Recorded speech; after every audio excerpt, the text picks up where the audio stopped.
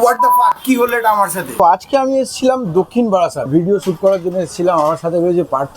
আজকে বিশাল গরম পড়েছে, জামাই ষষ্ঠীর আগের দিন।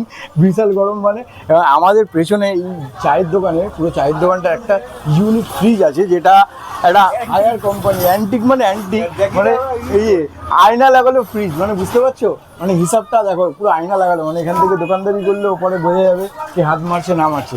যাই হোক, তো এই গরমের মধ্যে আর কিছু পেলাম না, চা তো খেতেই হবে, মানে কথায় আছে না যে ঠান্ডায় ঠান্ডা খাও, ঠান্ডা কম লাগবে, আর গরমে গরম খাও, গরম কম লাগবে।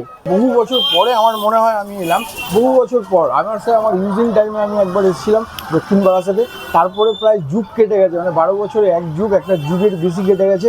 আমি আজকে এলাম, পুরো আর কি মহলটা পুরো চেঞ্জ হয়ে গেছে। বাকি আইটিং সাইটিংয়ে ঘুরে দেখবো। আমি দাঁড়িয়ে আছি হচ্ছে দক্ষিণ বারাসাত যে রেলগেট আছে সেখানে। তোমাদের একটা ইনফরমেশান দিয়ে রাখি যে সরকার থেকে একটা রুলস চালু হয়েছে কন্টেন্ট ক্রিয়েটার এবং নর্মাল মানুষদের জন্য। কোনো রকম প্ল্যাটফর্ম, রেলওয়ের ভেতরে, ট্রেনের ভেতরে, মেট্রোর ভেতরে, এয়ারপোর্টে, এই সমস্ত জায়গায় সেলফি, ভিডিও কোনো কিছু করা যাবে না। কেউ এগুলো করো না, একটা ভাইরাল হওয়ার চেষ্টা করবে, সরকার কিন্তু একদম ভাইরাল বানিয়ে দেবে, স্পট ফাইন নিচ্ছে, বি অ্যাওয়্যার। এই সমস্ত জায়গায় যাতায়াত করবার জন্য দেখছো গাড়ি দেখো টেকার, এইভাবে মানুষ এখানকার যানবাহন চলাচল করে। আর দেখো সামনেই বকরিদ রয়েছে, বকরিদের কুরবানির জন্য যাচ্ছে। অ্যান্ড এই যে দেখতে পাচ্ছ গাড়ি করে যাচ্ছে, ঠিক আছে, কুরবানির জন্য। এমন একটা জায়গায় দাঁড়িয়ে আছি, পুরো গরমের যে ক্লান্তিটা আছে পুরো মিটিয়ে দিচ্ছে। ছোটো একটা পুল মতন সামনে দেখতে পাচ্ছ, জলাশয় রয়েছে।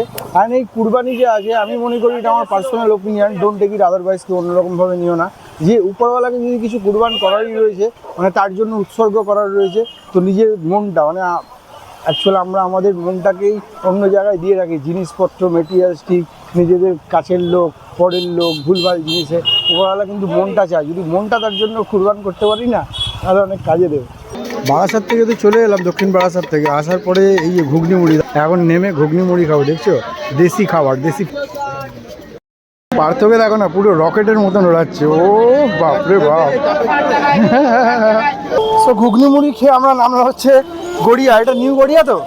হ্যাঁ আচ্ছা, এটা গড়িয়া স্টেশন। দেখো হালাত দেখছো। আর তো আবার কি বলছে কম দামে পুষ্টি, ফুল সন্তুষ্টি, এই ঘুগনি মুড়ি।